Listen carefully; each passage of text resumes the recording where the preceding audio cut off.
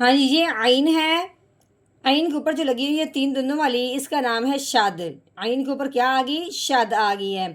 یہ شد جس حرف کے اوپر آتی ہے اس حرف کو مشدد کہتے ہیں۔ اب یہ شد آئی ہے عین کے اوپر تو اس کا نام ہو گیا عین مشدد، یعنی شد والی عین۔ جو بھی حرف شد والا ہوتا ہے، جیسے کہ اب یہ عین شد والا ہے تو اس نے پچھلے والے حرف کو اپنے ساتھ ملا لینا ہے۔ یہ شد کی خاصیت ہے، جہاں بھی شد نظر آئے گی آپ نے پچھلے والے حرف کو اس کے ساتھ ملا لینا ہے۔ اب جیسے کہ پچھلے والا حرف کیا ہے؟ فا ہے، آگے عین ہے، اب ہم نے فا کو عین کے ساتھ ملانا ہے۔ تو اس کے بعد جو عین کے اوپر اپنی زبر ہے، یعنی شد والا جو حرف ہوتا ہے نا، وہ دو بار پڑھا جاتا ہے۔ ایک بار تو پچھلے والے کو اپنے ساتھ ملاتے ہوئے، اس کے بعد اس کی اپنی زبر زیر پیش ہوگی وہ پڑھتے ہوئے۔ جیسے کہ اب ہم نے پہلے فا کو عین کے ساتھ ملانا ہے، پھر عین کی اپنی زبر جو لگی وہ پڑھنی ہے۔ تو کیسے پڑھیں گے؟ فا عین زبر فا۔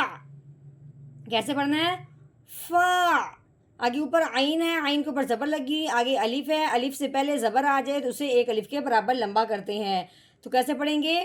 عین الف زبر آ فا آ۔